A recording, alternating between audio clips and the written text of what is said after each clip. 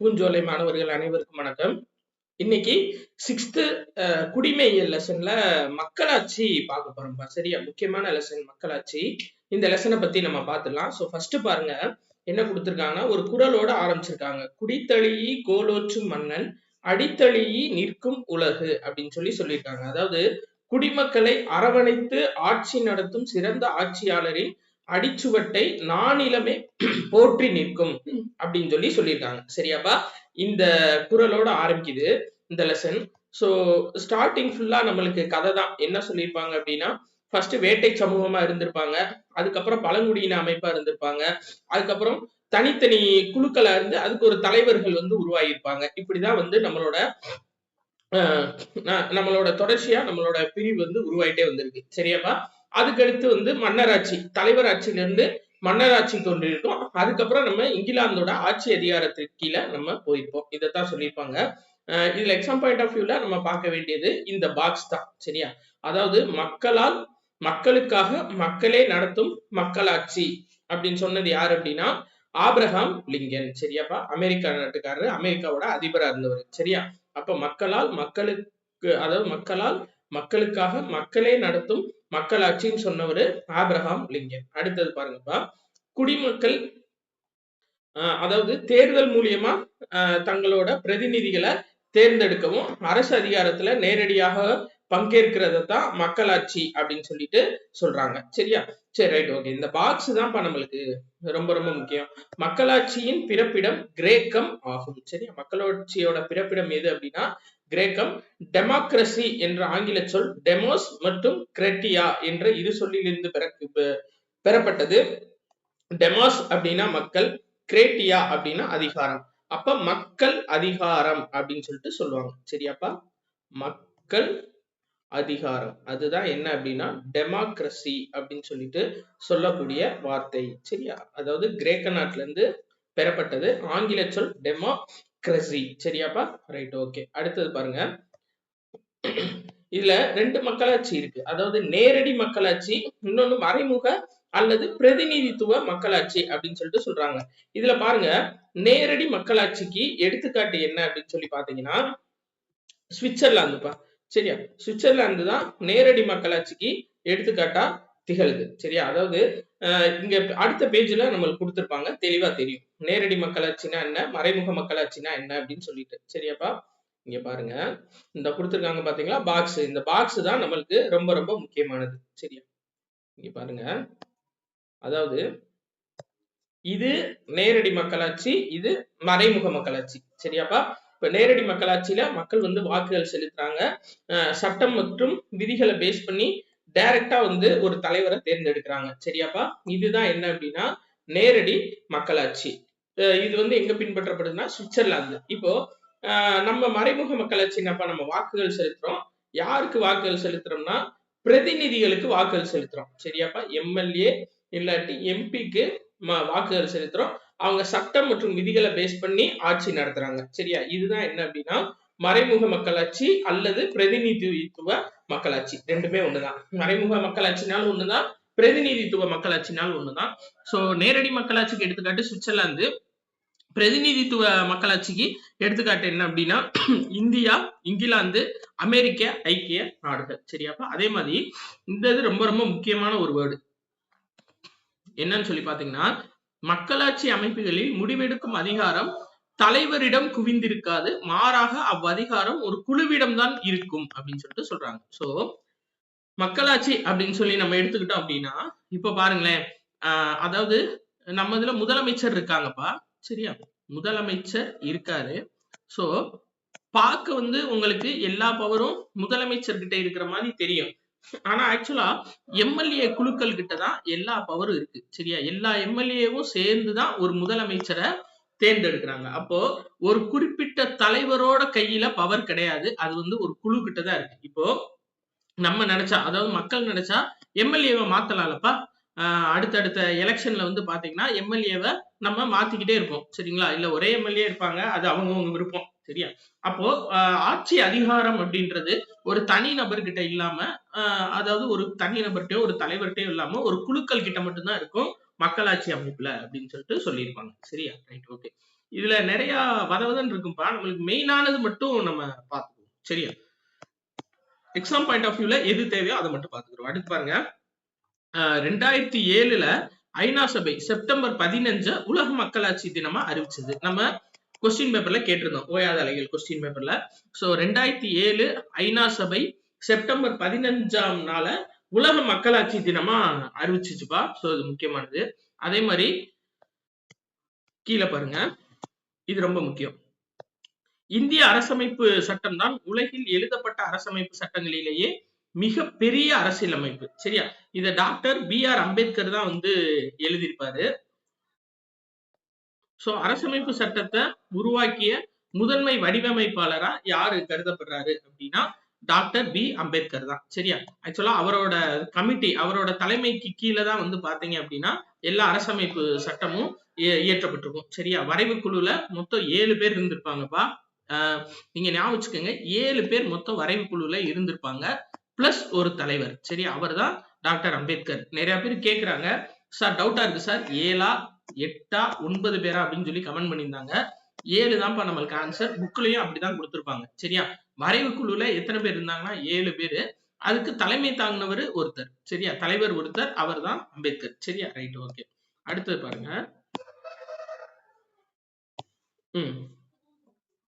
அதாவது அதான் அதிகமா, அதாவது அதே இன்ஃபர்மேஷன் தான் திரும்ப திரும்ப கொடுத்திருப்பாங்க. என்ன அப்படின்னா, எல்லாருமே இப்ப அதிகமா மக்கள் தொகை கொண்ட ஒரு நாட்டுல எல்லாருமே வந்து ஒவ்வொரு விஷயத்துக்கும் வாக்கெடுப்பு நடத்திட்டு இருக்க முடியாது.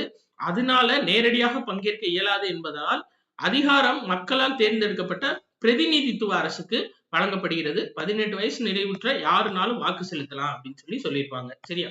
அடுத்து உலகெங்கும் மக்களாட்சி இந்த தலைப்பு கீழே உலகிலேயே முதலில் பெண்களுக்கு ஓட்டுரிமை அளித்த நாடு எது அப்படின்னா நியூசிலாந்துப்பா. சரியா? 1893ல.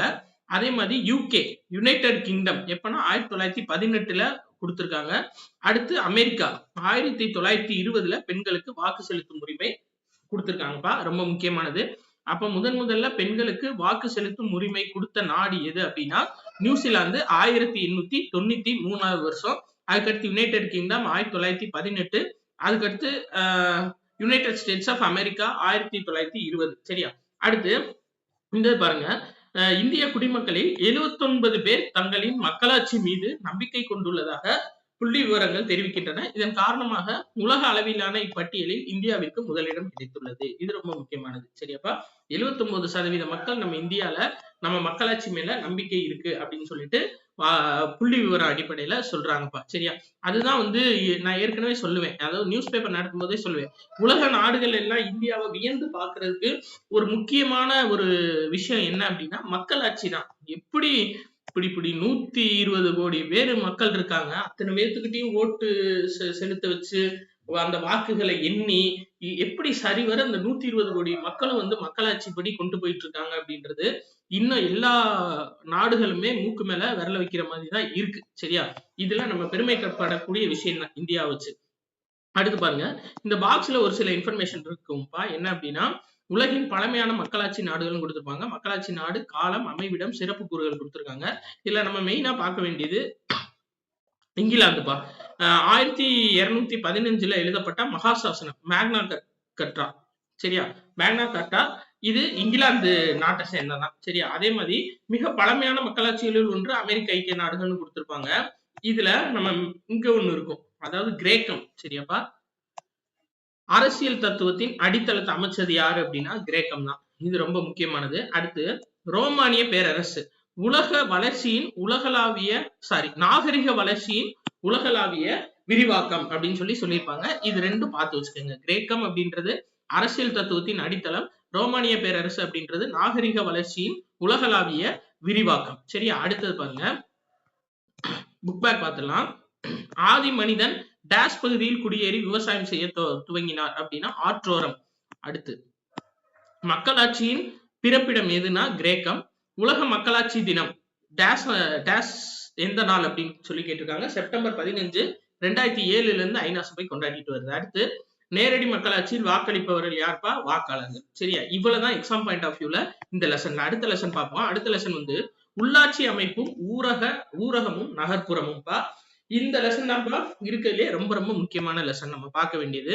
சோ இதுல எக்ஸாம் பாயிண்ட் ஆஃப் வியூல நம்ம பார்க்க வேண்டியது என்னன்னா, அதாவது புக்ல ஆவடி மாநகராட்சி தான் கடைசின்னு கொடுத்திருப்பாங்க. ஆக்சுவலா இப்போ கரண்டா தமிழ்நாட்டுல இருக்க மாநகராட்சிகளோட எண்ணிக்கை எவ்வளவு அப்படின்னா 25 மாநகராட்சிகள் இருக்குப்பா.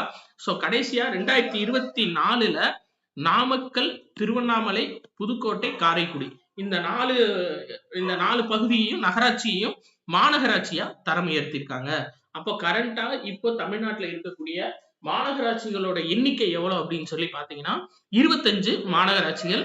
கடைசியா உருவாக்கப்பட்ட மாநகராட்சிகள் 4: நாமக்கல், திருவண்ணாமலை, புதுக்கோட்டை, காரைக்குடி. சரியாப்பா? இதுல சொல்லியிருப்பாங்க 10 லட்சத்துக்கும் மேற்பட்ட மக்கள் தொகை கொண்ட ஒரு பகுதி வந்து மாநகராட்சியா அறிவிக்கப்படும் சொல்லியிருப்பாங்க. இது நான் உங்களுக்கு ஈஸியா சொல்றேன். என்ன அப்படின்னா, நம்ம 2 பார்ட்டா பிரிச்சுக்கலாம்ப்பா. சரியா?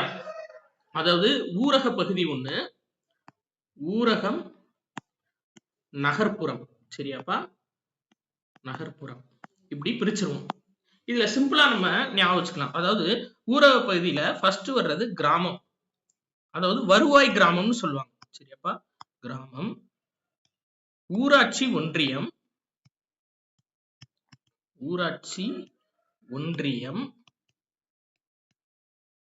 மாவட்ட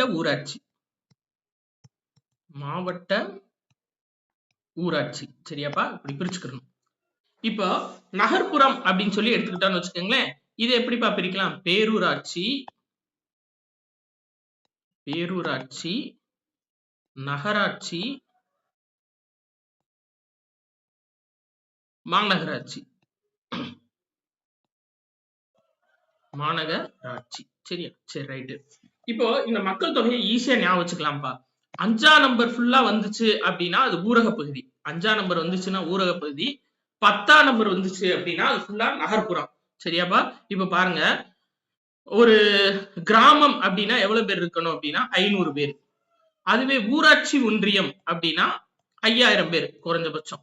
மாவட்ட ஊராட்சி அப்படின்னா 50,000 பேர். இதுதான்ப்பா கணக்கு. 50,000 பேர் இருக்கக்கூடிய ஒரு கிராம பகுதி மாவட்ட ஊராட்சி அப்படின்னும், 5000 பேர் இருக்கிறது வந்து ஊராட்சி ஒன்றியம்னும், 500 பேர் இருக்கிறது கிராமம்னு சொல்லுவாங்க. ரைட்டா? அடுத்து பாருங்க, பேரூராட்சி இருக்கு பாத்தீங்களா? பேரூராட்சிக்கு 10,000 பேர் குறைஞ்சபட்சம் அந்த பகுதியில இருந்தாங்க அப்படின்னா அது வந்து பேரூராட்சி. சரியாப்பா?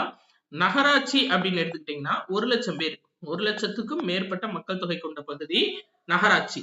இதுவே 10 லட்சத்துக்கு மேற்பட்ட மக்கள் தொகை கொண்ட பகுதி மாநகராட்சி. அப்ப 10,000, 1 லட்சம், 10 லட்சம்.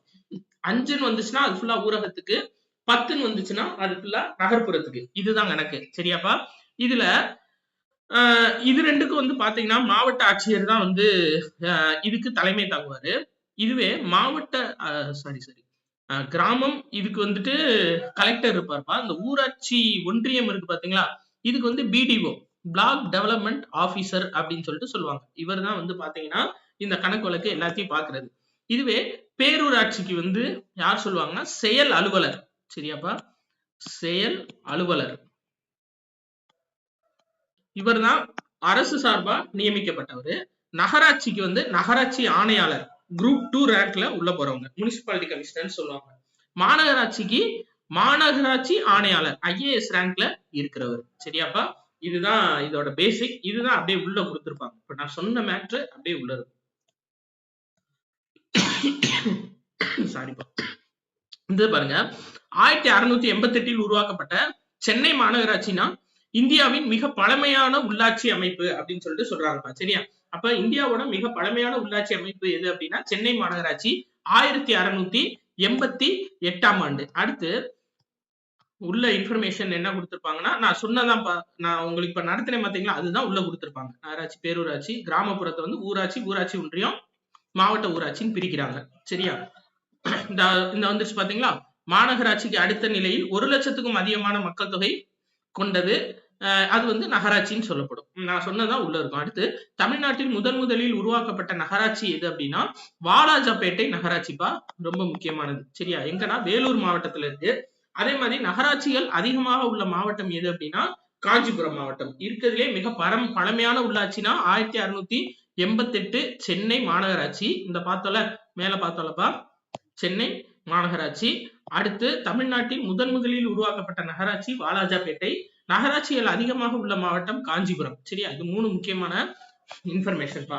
அடுத்து இந்த தான் சொல்லியிருக்காங்க. மாநகராட்சிக்கு நான் சொன்னேன்ல, IAS மாநகராட்சி ஆணையர் தான் இருப்பாங்க. நகராட்சிக்கு நகராட்சி ஆணையர், பேரூராட்சிக்கு செயல் அலுவலர், எக்ஸிகியூட்டிவ் ஆபீசர், EO அப்படின்னு சொல்லுவாங்க. சரியா, அடுத்து கிராமங்களை பொறுத்தவரை கிராம ஊராட்சி, அதாவது கிராம ஊராட்சி மக்களுக்கும் அரசுக்கும் இணைப்பு பாலமாக செயல்படுகிறது. அதாவது நான் இப்ப உங்களுக்கு சொன்னேன் பாத்தீங்களா, அதுதான் ஃபுல் அண்ட் ஃபுல் உங்களுக்கு இன்ஃபர்மேஷனா உள்ள கொடுத்திருப்பாங்க. சரியா, கவுன்சிலர்கள் தங்களில் ஒருவரை ஊராட்சி ஒன்றிய தலைவராக தேர்ந்தெடுப்பர், துணைத் தலைவரும் தேர்ந்தெடுக்கப்படுவார். அதாவது இதை பொறுத்தவரை கிராமங்களை பொறுத்தவரை மக்கள் வந்து பிரதிநிதிகளை தேர்ந்தெடுத்துருவாங்க. அவங்க வந்து கவுன்சிலர்கள் வந்து அந்த கவுன்சிலர்ஸ் வந்து அவங்கள ஒருத்தரை ஊராட்சி ஒன்றிய தலைவரா தேர்ந்தெடுப்பாங்க, துணைத் தலைவராகவும் தேர்ந்தெடுப்பாங்க. இதை நான் சொன்னேன் பாத்தீங்களா, வட்டார வளர்ச்சி அலுவலர் இதனோட நிர்வாக அலுவலர். சரியா, அடுத்து பாருங்க, நீலகிரி பெரம்பலூர் மாவட்டங்கள் ஒவ்வொன்றிலும் 4 ஊராட்சி ஒன்றியங்கள் தான் உள்ளன. சரியா, இது ரொம்ப முக்கியமானதுப்பா. 2 நீலகிரி பெரம்பலூர், இது 2லயும் 4 ஊராட்சி ஒன்றியங்கள் தான் இருக்கு. சரியா, அடுத்து பாருங்க, மாவட்ட ஊராட்சி. ஒவ்வொரு மாவட்டத்திலும் ஒரு மாவட்ட ஊராட்சி. நான் சொன்னதுதான் 50,000 மக்கள் தொகை வந்துருச்சா. சரி, ரைட்டு. வேற என்னப்பா கொடுத்திருக்காங்க, பகுதி நேர உறுப்பினர்கள் கிராம மக்களால் தேர்ந்தெடுக்கப்படுகின்றனர். தங்களுள் ஒருவரை ஊராட்சி குழு தலைவரா தேர்ந்தெடுத்துக்கிறாங்க. சரியாப்பா, ரைட். மக்கள் வந்து கவுன்சிலர்ஸ் தான்ப்பா ஓட்டு போடுவாங்க. ஆனா அவங்களுக்குள்ள இருக்க ஒருத்தவங்களை வந்துட்டு பாத்தீங்க அப்படின்னா அவங்க தலைவரா தேர்ந்தெடுத்துக்கிடுவாங்க. இதுல வேற ஒண்ணும் இல்லப்பா, அதேதான் நான் சொன்னதுதான் இருக்கும். இதுல இந்த மாநகராட்சிக்கு நம்ம நிர்வாக தலைவரா மாநகராட்சி ஆணையாளர் பார்த்தோம்ல, அதுக்கு வந்து மக்களால் தேர்ந்தெடுக்கப்பட்டவங்க யாரு அப்படின்னா மேயர். சரியா, நகராட்சி தலைவர் நேரடி தேர்தல் மூலம் மக்களால் தேர்வு செய்யப்படுகின்றனர் கொடுத்திருக்காங்க இதுல. ஆனா இப்ப வந்து மாத்திட்டாங்க. சரியா, கவுன்சிலர்ஸ் எல்லாம் ஓட்டு போட்டுதான் நகராட்சிக்கு அந்த நகராட்சி தலைவரை தேர்ந்தெடுக்கிறாங்க. சரியாப்பா, அதை மட்டும் மாத்திக்கங்க புக்ல. ரைட், இதுல அவங்களோட ஊராட்சியோட கிராம ஊராட்சியோட பணிகள் கொடுத்திருக்காங்கப்பா, அதை மட்டும் பாத்துக்கோங்க. இதுல மெயினா நம்ம பார்க்க வேண்டியது என்ன அப்படின்னா, மத்திய மாநில அரசோட நலத்திட்டங்களை செயல்படுத்துறது இவங்க வேலைதான். ஊரக சாலைகள் அமைக்கிறது, கழிவுநீர் கால்வாய், தெருக்களை தூய்மைப்படுத்துதல், தெருவிளக்கு அமைத்தல், அடுத்து குடிநீர் வழங்குதல், இது எல்லாமே ஒரு கிராம ஊராட்சியோட பணிகள். சரியா, மாநகராட்சியோட பணிகள் பாருங்க அதேதான், எல்லாமே வரும். சாலை வசதிகள், மேம்பாலங்கள் அமைத்தல், சந்தைகளுக்கான இடவசதி, இது ரொம்ப முக்கியம்பா மாநகராட்சியோட பணிகள்ல. அதே மாதிரி பூங்காக்களை வந்து நிர்வகிக்கிறது யாரு அப்படின்னா மாநகராட்சி தான். சரியா, பூங்காக்கள், விளையாட்டு மைதானங்கள், பிறப்பு இறப்பு பதிவு, இதுதான்ப்பா ரொம்ப முக்கியம். சரியா, பர்த் சர்டிபிகேட்டோ டெத் சர்டிபிகேட்டோ நீங்க நகராட்சி ஆபீஸ்லயோ இல்ல மாநகராட்சி ஆபீஸ்லயோ தான் வாங்க முடியாது. ரெவன்யூ டிபார்ட்மெண்ட் வாங்க முடியும், ரெவன்யூ டிபார்ட்மெண்ட்ல வாங்க முடியாது. சரியா, ரெவன்யூ டிபார்ட்மெண்ட்டை பொறுத்தவரை நம்ம வந்து வாரிசு சான்றிதழ் வாங்கலாம். சரியா, வாரிசு சான்றிதழ் வாங்கலாம். ஆனா பிறப்பு இறப்பு சான்றிதழ் ரெண்டுமே வந்து நகராட்சி மாநகராட்சி ஆபீஸ்ல தான் நீங்க வாங்க முடியும். சரியா, அதைத்தான் கொடுத்துருக்காங்க. இது முக்கியமான பாயிண்டா நீங்க பார்த்து வச்சுக்கணும். சரியா, ரைட், ஓகே. இதுல வேற எக்ஸாம் பாயிண்ட் ஆஃப் வியூல நான் சொன்னதான் இருக்கும், உள்ள வேற எதுவுமே கிடையாதுப்பா. கிராம ஊராட்சியோட வரி அதேதான், வீட்டு வரி, தொழில் வரி, குடிநீர் இழப்பு, கடைகள் மீதான வரி, இதுதான் கொடுத்திருப்பாங்க. சரி, ரைட்டு. இதுல வேற நம்ம எக்ஸாம் பாயிண்ட் ஆஃப் வியூல பார்க்க வேண்டியது என்ன அப்படின்னா, இந்த அதாவது கிராம சபை அப்படின்றது ஒரு நிரந்தர அமைப்புப்பா. இது ரொம்ப பார்த்து வச்சுக்கோங்க. முக்கியமா கிராம சபை கூட்டம் நடக்குது பாத்தீங்களா, அதெல்லாம் ரொம்ப முக்கியம். இப்ப கிராம சபை ஒவ்வொரு கிராமத்திலும் இருக்க கிராம சபை வந்து அது வந்து ஒரு நிரந்தர அமைப்பு அப்படின்னு சொல்லியிருப்பாங்க. அது போக அதேதான், அதாவது இங்க கொடுத்திருக்காங்க பாத்தீங்களா, நிறைவடைந்து ஊராட்சி வாக்காளர் பட்டியலில் பெயர் உள்ளவங்க, அதாவது 18 வயசு நிரம்பினவங்க யாருனாலும் இந்த கூட்டத்துல கலந்துக்கலாம். சரியாப்பா, கிராம சபை கூட்டத்துல கலந்துக்கலாம். இதுல நம்ம மெயினா பார்க்க வேண்டியது என்னன்னா, கிராம சபை கூட்டம் வருஷத்துக்கு 4 முறைன்னு சொல்லுவாங்க. ஆனா நம்ம தமிழ்நாட்டுல வருஷத்துக்கு 6 முறை நடக்குது. இப்போ ஜனவரி 26, மே 1 குடியரசு தினம், தொழிலாளர் தினம், சுதந்திர தினம், ஆகஸ்ட் 15, அக்டோபர் 2 காந்தி ஜெயந்தி, இது எல்லாத்துக்குமே தெரியும். அது போக தமிழ்நாட்டுல கூடுதலா 2 நாள் என்னன்னீங்கன்னா, நவம்பர் 1 உள்ளாட்சி நாள் அன்னைக்கு கிராம சபை கூட்டம் நடக்குது, மார்ச் 22 உலக நீர் நாள் அன்னைக்கும் கிராம சபை கூட்டம் நடக்குதுப்பா. சோ இது ரெண்டும் நீங்க தனியா ஞாபகம் வச்சுதான் ஆகணும். நம்ம கொஸ்டின் பேப்பர்லயும் ஃபிட் பண்ணிருந்தோம், எக்ஸ்பிளனேஷன்லயும் உங்களுக்கு சொல்லியிருந்தேன். சரியா? ஏன்னா அது ரொம்ப முக்கியமானது. அடுத்து பாருங்க, பஞ்சாயத்து ராஜ் சட்டம் 1992 ஏப்ரல் 24ஆம் தேதி கொண்டு வரப்பட்டது.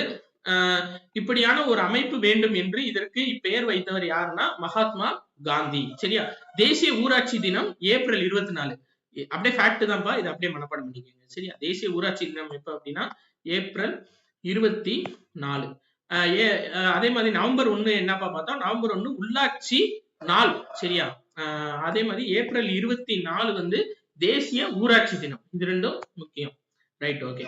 அடுத்து இந்த பெண்களுக்கு இடஒதுக்கீடு கொடுத்திருப்பாங்கப்பா. சரியா? இந்த பாக்ஸ் வந்து இந்த டேட்டா வந்து நம்மளுக்கு ரொம்ப ரொம்ப முக்கியம். உள்ளாட்சியில் பெண்களின் பங்குன்னு சொல்லி கொடுத்திருக்காங்கல்ல, இந்த இன்ஃபர்மேஷன் நம்மளுக்கு ரொம்ப ரொம்ப முக்கியம். அதாவது அனைத்து உள்ளாட்சி அமைப்புகளிலும் பெண்கள் பங்கேற்கும் வகையே 33% இடஒதுக்கீடு வழங்கப்பட்டுள்ளது. சரியா? அதே இது 2011ல என்ன பண்ணிருக்காங்க, உள்ளாட்சி தேர்தல்ல பெண்கள் 38% இடங்கள்ல வெற்றி பெற்றிருக்காங்க. அதனால 2016ல வந்து தமிழ்நாடு அரசு பெண்களுக்கு உள்ளாட்சியில 50% இடஒதுக்கீடு வழங்க சட்ட திருத்தம் செய்தது. சரியாப்பா? நம்மளுக்கு மெயினா பார்க்க வேண்டியது என்ன அப்படின்னா, உள்ளாட்சி அமைப்புல 33% ரெகுலரா கொடுத்திருக்காங்க. ஆனா தமிழ்நாடு அரசு 2016ல உள்ளாட்சியில பெண்களுக்கு 50% இடஒதுக்கீடு வழங்கி ஆணை பிறப்பிச்சிருக்காங்க. இது கொஸ்டின்ல மேபி கட்டாயம் கேட்கலாம், குழப்பறதுக்காக கேட்கலாம். சரியா? கூட்டு காரணத்துல வைக்கலாம். சரியாப்பா? Right, okay. அடுத்தது பாருங்க, உள்ளாட்சி தேர்தல். உள்ளாட்சி தேர்தல் அதாவது உள்ளாட்சி பிரதிநிதிகளோட பதவிக்காலம் 5 ஆண்டுகள். இதற்கான தேர்தல் 5 ஆண்டுகளுக்கு ஒரு முறை நடைபெறுகிறது. இதை நடத்துறது யார் அப்படின்னா மாநில தேர்தல் ஆணையம். இது ரொம்ப முக்கியமான இன்ஃபர்மேஷன். சரியாப்பா? உள்ளாட்சி தேர்தல் நடத்துறது யாருன்னா மாநில தேர்தல் ஆணையம். இது எம்எல்ஏ எலெக்ஷன்பா. எம்எல்ஏ எலெக்ஷன் நடத்துறது அது வந்து மத்திய தேர்வாணையம், அதாவது தேர்வாணையம் தேர்தல் ஆணையம். சரியாப்பா? எம்எல்ஏ எலெக்ஷன் நடத்துறது வந்து தேசிய தேர்தல் ஆணையம். எம்பி எலெக்ஷனும் தேசிய தேர்தல் ஆணையம் தான் நடத்துவாங்க.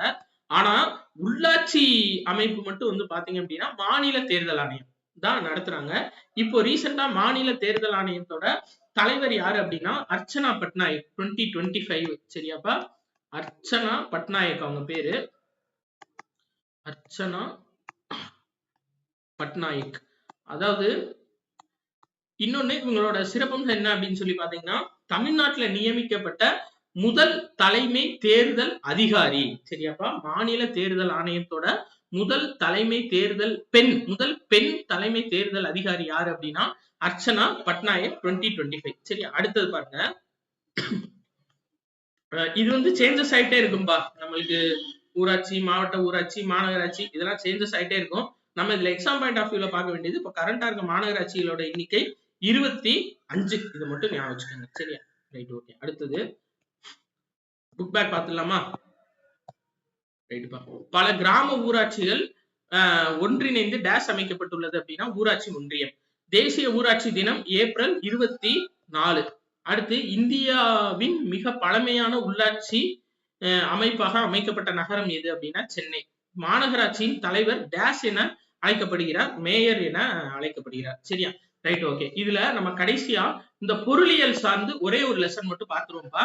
இது வந்து சிம்பிளா இருக்கும் நம்மளுக்கு. சரியா? உள்ள ஃபுல் அண்ட் ஃபுல் கதை தான். நம்ம மெயினா 3 பாக்ஸ் தான் இந்த லெசன்லயே பாருங்க. இது ஃபுல்லாவே கதை தான்ப்பா. சரியா?